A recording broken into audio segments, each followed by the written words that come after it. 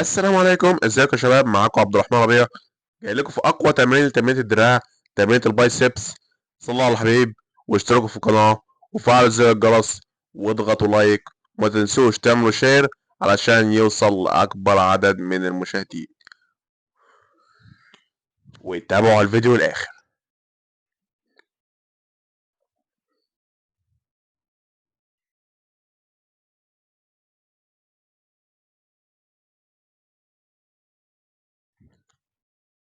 ده تمرين الضغط.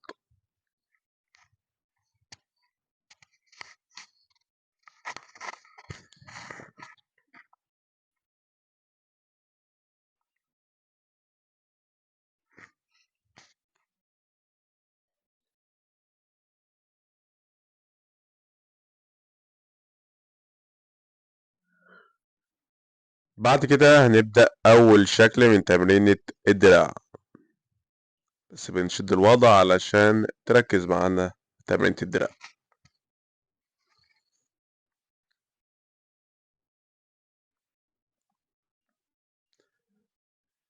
بعد كده نبدأ أول شكل، تمرينة الدراع بالبار وانت واقف، ظهرك مستقيم، تنزل وتطلع، ظهرك يبقى مستقيم عشان تركز معاك.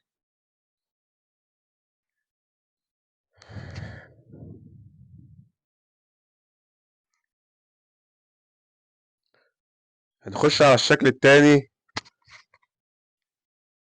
طنبل وانت قاعد على الدكة،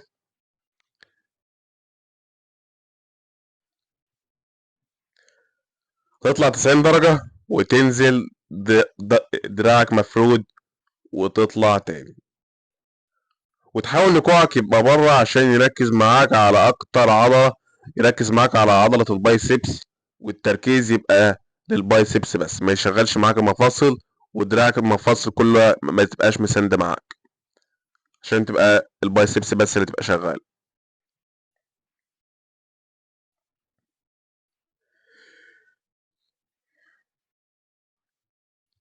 بالشكل ده هنجيب في المجموعة دي 12 عدة 3 مجاميع.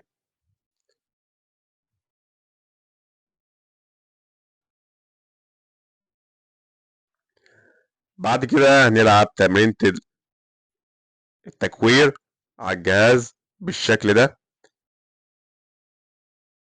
هنجيب وزن تقيل من 12 ل 10 عدات. بعد كده هنخفف وهنجيب من 8 ل 10 عدات. واهم حاجة وانت بتنزل تعصر العصرة الأخيرة لتحت عشان تركز معاك في تمرين التكوين. ما تنساش برضو الإيد التانية نفس الكلام، الفردة الأساسية، وتطلع وتنزل الأداء ده.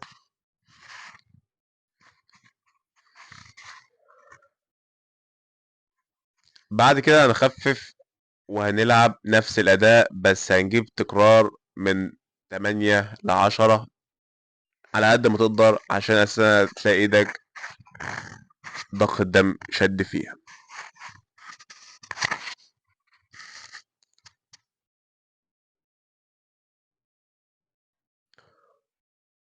متنسوش صلوا على الحبيب. انا كده خلصت الفيديو بتاعي، لو الفيديو عجبك ما تنساش تشترك في القناة وتفعل زر الجرس